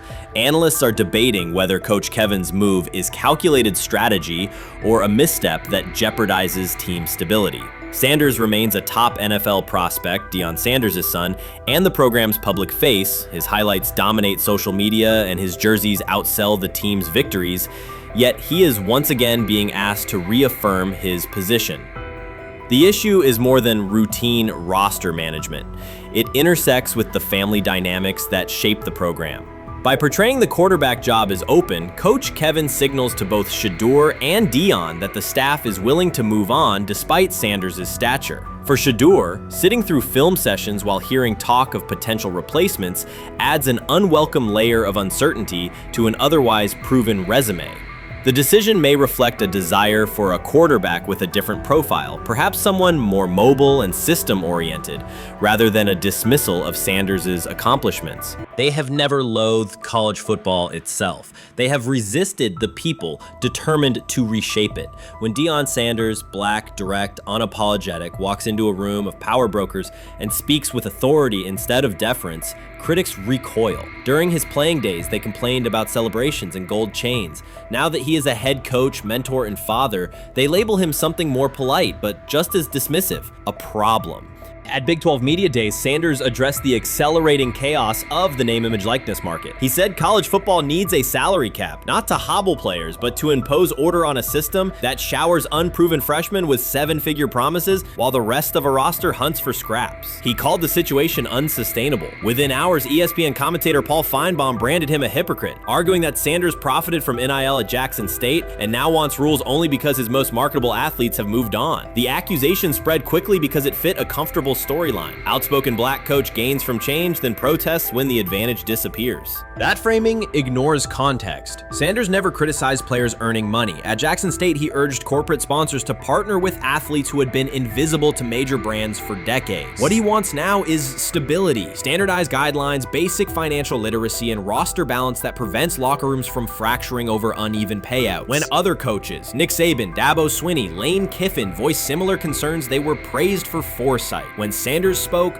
the tone shifted to suspicion. The difference is not the message, it is the messenger. Feinbaum's response followed a familiar script. When black leaders question the structure of the sport, their motives are interrogated, their credibility attacked, and their competence doubted. He did not level the same charge at Jimbo Fisher when Fisher complained that NIL disturbed recruiting. He stayed silent when Kiffin lamented the transfer portal. But Sanders, who raised enrollment and television ratings at Jackson State, brought unprecedented attention to Colorado in one season and consistently mentors players beyond football, was called opportunistic. Feinbaum dismissed the cultural impact Sanders created, the exposure for historically black colleges, the draft picks developed, the infrastructure improved, reducing his work to a marketing stunt dependent on star sons Shedeur and Shiloh or two-way standout Travis Hunt. Sanders did not retaliate. He returned to practice, media obligations, and recruiting. His confidence is rooted in faith and in the responsibility he feels toward young athletes whose lives will extend decades beyond their highlight clips. When he asks for NIL boundaries, he is thinking about freshmen handed large sums without guidance,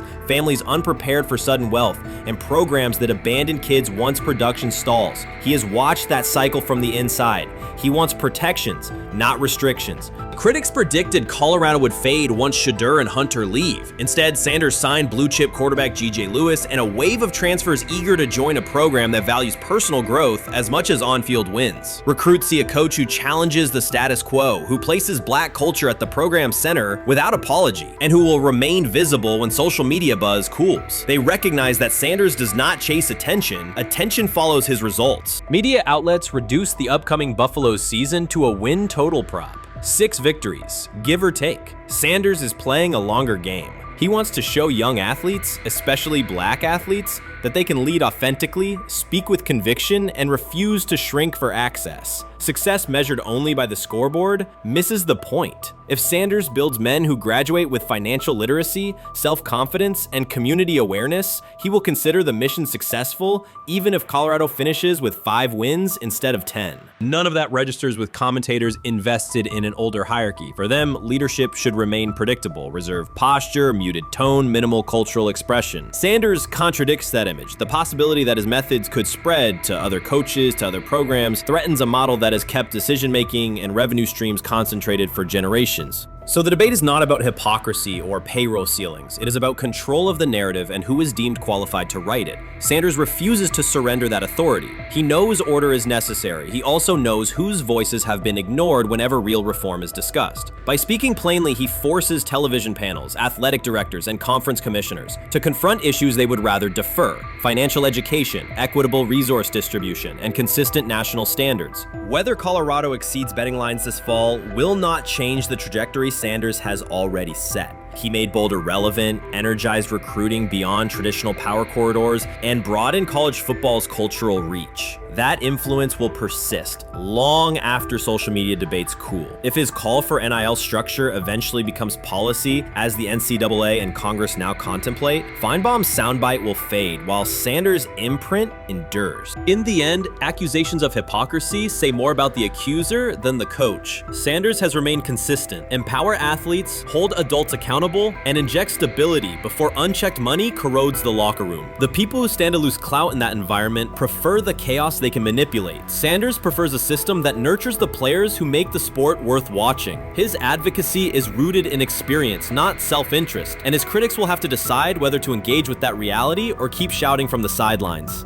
Chris Carter's televised assessment of Shedeur Sanders triggered immediate pushback from Cleveland fans, local media, and even several Browns veterans. Carter dismissed Sanders, a 5th-round pick, as unprepared to start and framed the growing interest around him as purely a byproduct of surname recognition. Since that segment aired, practice reports have told a very different story. Observers inside the Browns facility describe a rookie quarterback who is closing the gap on Kenny Pickett and Dillon Gabriel with surprising speed. Sanders first turned heads in rookie minicamp by directing the huddle with a calm that belied his inexperience. Position coaches reported that he rarely repeated mental errors during installation periods, a trait they rank highly when grading young quarterbacks. In organized team activities, he showed consistent timing on intermediate routes, kept turnover numbers low in 7-on-7 periods, and demonstrated early command of Kevin Stefanski's protection calls. That steady execution earned him a handful of first-team snaps, reps that would ordinarily have belonged to Pickett by default.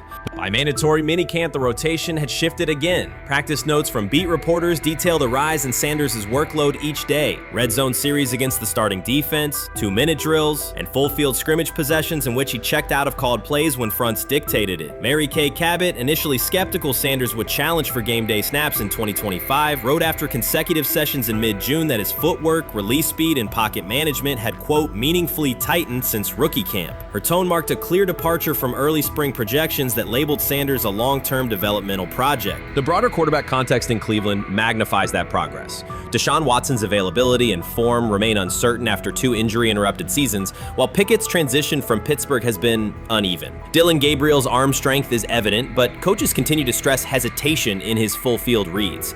Against that backdrop, Sanders' quick decision-making and mechanical efficiency have begun to look less like a pleasant surprise and more like the roster's most reliable short-term plan. Inside the locker room, acceptance has followed performance. Wide receivers cite Sanders' ball placement on outbreaking routes, noting that the ball routinely arrives on the upfield shoulder, a small but essential detail that allows for yards after the catch. Offensive linemen appreciate his pocket awareness. Joel Bitonio remarked privately that Sanders slides up instead of bailing when edge pressure flashes. Defensive backs say his eye discipline forces them to hold coverage longer than they expected against a rookie. Such cross-positional respect develops only when day-to-day tape shows tangible improvement. The reaction to Carter's critique highlights a recurring double standard applied to young black quarterbacks. Traits celebrated as swagger or confidence in other players were labeled arrogance when associated with Sanders, yet the quarterback himself has not responded publicly. There have been no subtle social media jabs, no mention of critics in interviews, only repeated references to competing for every rep and learning from veterans. That measured approach, combined with hard evidence from practice, has softened earlier doubts among coaches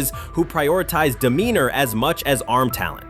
Within the coaching staff, the discussion now centers on readiness thresholds. Stefanski's scheme relies heavily on quick rhythm throws, defined reads, and disciplined pocket movement. Those requirements align with Sanders' strengths: a compact release, willingness to target the middle of the field, and instinctive timing on RPO concepts carried over from his college tape. Staffers reviewing cut-ups from joint practices note that his internal clock already approximates NFL speed, a metric they did not expect to see until mid-season at best. If that trajectory continues through preseason games, the Browns face a consequential decision. Starting a 5th-round rookie 6 weeks after training camp opens would unsettle salary cap assumptions, depth chart politics, and external perceptions of organizational stability. Yet the internal mandate remains clear: the most prepared quarterback will play. That standard places Sanders in genuine contention because every practice metric used to grade readiness, turnover ratio, red zone efficiency, third down conversion rate has trended in his favor since early June. The organizational stakes are considerable. Cleveland has cycled through starting quarterbacks at a startling pace over the past decade, shifting from first-round investments like Baker Mayfield to high-cost gambles such as Watson, each move packaged as the long-awaited solution. A rookie chosen outside the first 100 picks ascending to the top of the depth chart would challenge long-held league assumptions about draft pedigree and opportunity.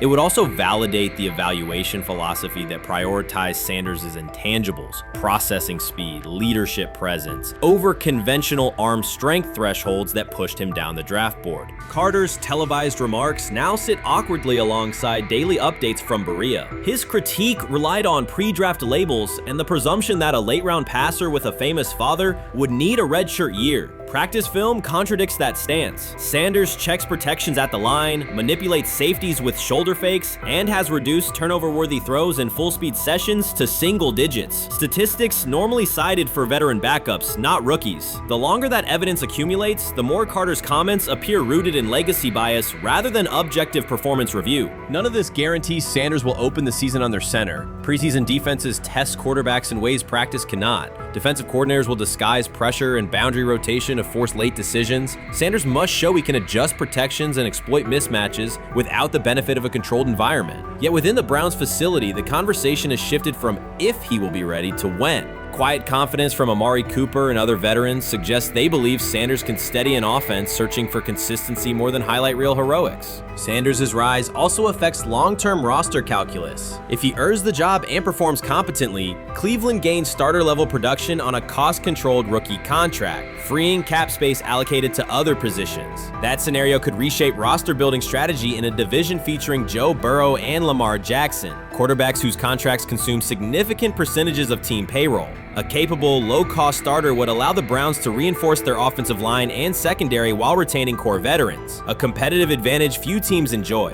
For now, the focal point remains daily improvement. Sanders continues to arrive before sunrise, reviewing the previous day's install with the quarterback coach, then staying after practice to throw on-air routes with receivers low on the depth chart. Coaches track those habits closely because consistent routine underpins performance when adversity strikes in live games. Each incremental gain strengthens the argument that readiness depends on preparation and aptitude, not draft slot. Carter's segment reminded the league how quickly assessments can become outdated when they lean on perception over evidence. Sanders' steady climb up the depth chart underscores the counterpoint. In the NFL, tape is the final arbiter. Should Sanders translate practice efficiency to preseason success, the Browns may discover that the solution to their long-standing quarterback riddle arrived quietly in the 5th round, carrying little more than confidence and a willingness to work. Shedeur Sanders doesn't ask for excuses. He hasn't blamed limited reps, patched together receiver groups, or 4th-string offensive linemen struggling against Cleveland's second-team defense. He shows up, works, and demonstrates why he belongs. On day 3 of Browns training camp, for the first time since OTAs, he finally received something close to a fair opportunity. He lined up with the second unit during an 11-on-11 period and made the most of it. In 8 plays, he did what he typically does when given a chance. He executed. He went 2 for 2 on a quick series, finishing with a decisive throw to tight end Blake Whiteheart that immediately caught the sideline's attention. There was no hesitation in his drop, no unsettled feet, and no panic. Just firm, accurate timing and clean operation. It raised an obvious question. What has taken so long for the Browns to evaluate him with a functional group? The story isn't only about one throw, it's about the delay before it. Sanders has been the guy for most of his football life, commanding high school programs, starring in the Southwestern Athletic Conference at Jackson State, then operating under national attention at Colorado. For the first time, he's been told to wait. He has treated that reality as part of the job rather than a setback. He has prepared like a professional since the moment he arrived, and on the 3rd day of camp in heavy heat, he let the football represent his case. While coverage focused on the veteran presence of Kenny Pickett and Joe Flacco, Sanders made an impression with minimal volume. The difference with the second team was immediate. Protection held up, routes were on schedule, and progressions unfolded as designed. Within that structure, he looked like the quarterback who led efficient offenses at Jackson State and Colorado. Calm in the pocket, decisive in his reads, and accurate to tight windows. This was not simply a good practice period, it was a clear statement. He was not just operating the script, he was directing it. The timing was sharp, the reads were clean, and the seam throw to Whiteheart was a high-level anticipation throw, professional in placement and pace. The narrative around Sanders should reflect that when he is placed in a workable situation, his strengths are visible. Early work with 4th unit personnel included protection issues and unreliable spacing. With the 2nd unit, those variables stabilized, and his work looked consistent with his resume. The performance supported a straightforward conclusion. The evaluation should move forward with higher quality reps. Sanders has been explicit about his approach. He does not request special treatment statement. He intends to be prepared so that when an opportunity appears, he can step in without a drop-off. He has said he wants to be ready for anything and not offer explanations after the fact. That mindset fits what teammates and coaches have observed. A quarterback focused on the assignment, not the conversation around it.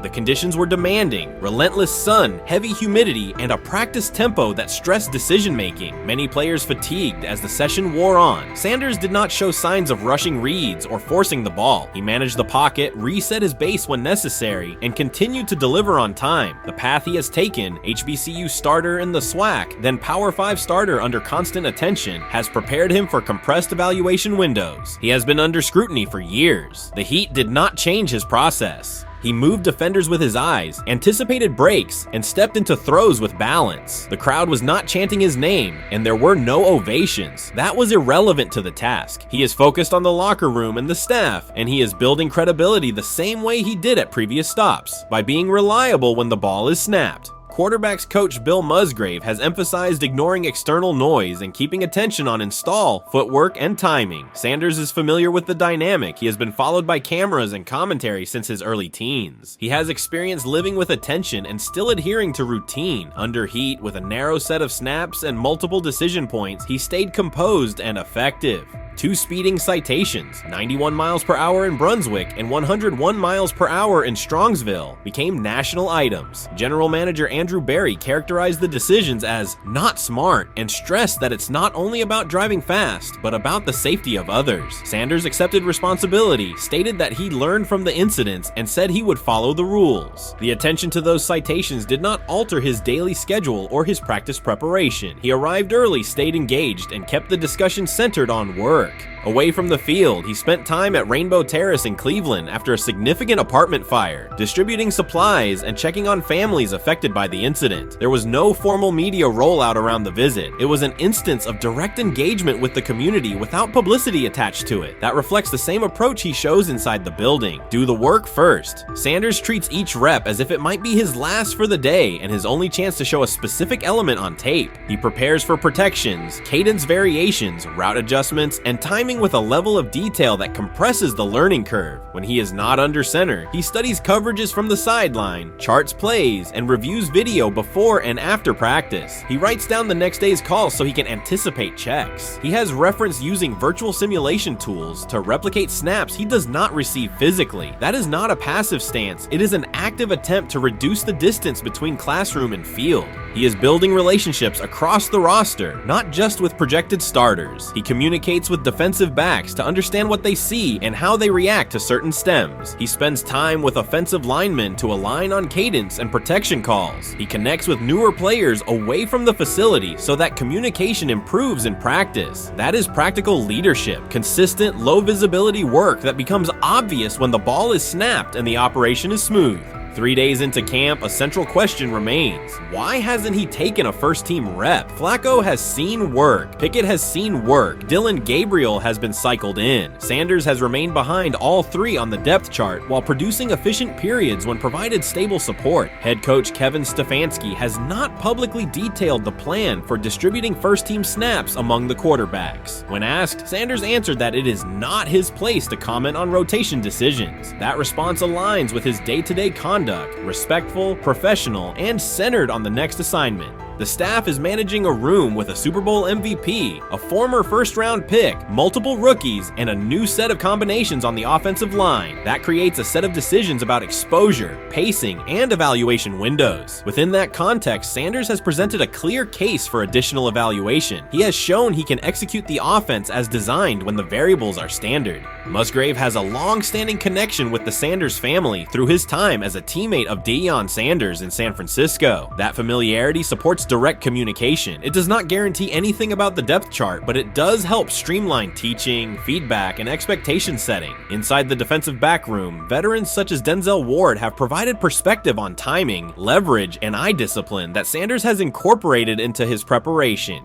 He is operating without the immediate family structure that defined his college environment. Away from his brother Shiloh and his father Dayon, he is managing his own housing, nutrition, recovery schedule, and all the smaller tasks that accompany an NFL routine. Those adjustments matter because they influence consistency across a long camp. He has treated those responsibilities as part of the job rather than distractions, which is reflected in a steady daily approach. What he showed on day 3 with the second unit was not a surprise to those who have tracked his prior work. It was a continuation of a profile: efficient sequencing, clear timing, and consistent ball placement when protections and routes hold up.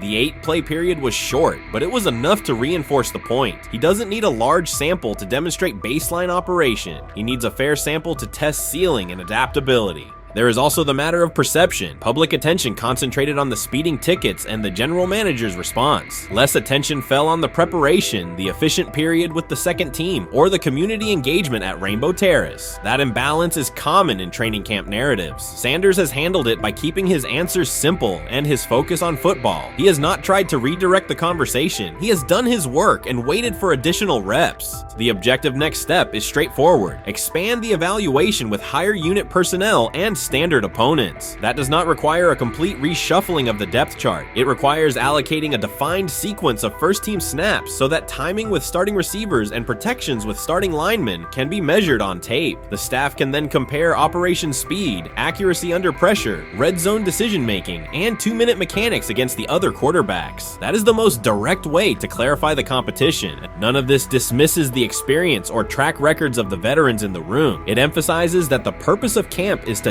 test assumptions with current performance. Sanders has provided enough evidence with the second unit to justify a broader look. He has shown that the pace of his feet matches the pace of his eyes, that he can hold safeties with his shoulders, and that he can drive intermediate throws without float. He has also shown discipline to take the clean completion rather than force the vertical shot when leverage dictates otherwise. Every day, he has addressed the controllable items: meetings, note-taking, install recall, cadence management, and post-practice review. He has not asked for public guarantees. He has asked for an opportunity to compete on comparable terms. The 8-play sequence with the second unit was a small but clear example of what he can do when those terms exist. The staff's communications have been measured. Stefanski has not laid out a schedule for first-team rotations publicly. Barry addressed the speeding incidents directly and emphasized standards for decision-making off the field. Sanders accepted the criticism, adjusted his behavior, and moved forward. Those are the relevant facts. What remains is a football evaluation that can only be completed by giving him snaps with the top group and measuring the results. If that evaluation occurs and he performs at the level he showed with the second unit, the conversation will shift from potential to placement. If it does not occur, the question will persist through camp. Why not test the full picture? Sanders has built a case based on preparation, poise, and execution. He has demonstrated leadership by building relationships across the roster. He has shown maturity in handling external issues directly and moving on. He has given the staff reasons, on the field and in the building, to continue the process.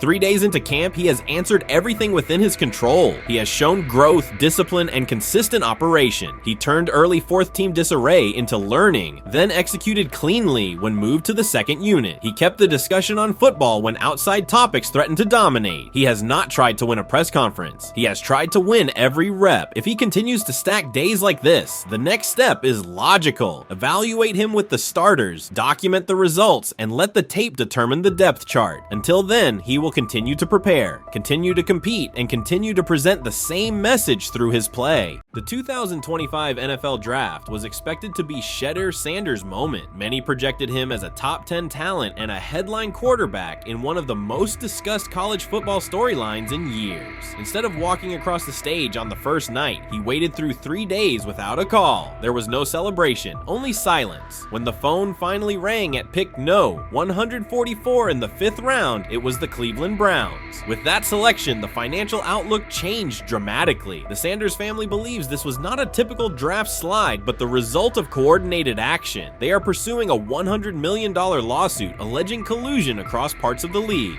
In the months before the draft, Sanders was consistently discussed among the top quarterbacks in the class. Television and digital analysts praised his poise, accuracy, leadership, and command. Scouts highlighted a 74.1% completion rate, record-setting stretches at Colorado, and his rise from an HBCU star to a national figure. Consensus expectations placed him in the first round or early second. Draft night unfolded differently. As picks accumulated, there was little indication that his name would be called. The atmosphere at his private gathering shifted from anticipation to doubt. When the Browns selected him late on day 3, projections for his first contract dropped from an estimated range in the mid-$30 million to approximately $4.6 million, with corresponding reductions in likely endorsements and long-term positioning. According to Deion Sanders and others close to the family, this was not about performance, injury, or conduct. They argue it was coordinated. Attorneys were contacted immediately. The allegation is straightforward. Sanders' value was suppressed intentionally. The family's position is that this was a calculated decision within parts of the league, not an isolated set of evaluations. The legal claims focus on communications that, if authenticated, could be significant: internal emails, text messages, and owner-to-owner conversations. The family's representatives contend that these materials show a deliberate effort to avoid drafting Sanders in early rounds based on perceived image concerns rather than football merit. One message reportedly under review framed the decision in branding terms. Drafting Shedeur would mean inheriting the Prime brand. The complaint asserts that this view led some teams to discourage others from selecting him unless necessary, not for film-based reasons, but to avoid perceived attention and external pressure tied to his family's profile. A related thread involves speculation about team fit and willingness to play for certain franchises. Past public comments by Deion Sanders were interpreted by some as signals of an Eli Manning scenario. The family's view is that these were strategic statements, not ultimatums. They argue that rather than engage in discussion, teams chose a passive approach, no direct rebuttal, reduced contact, and a collective reluctance to invest a premium pick.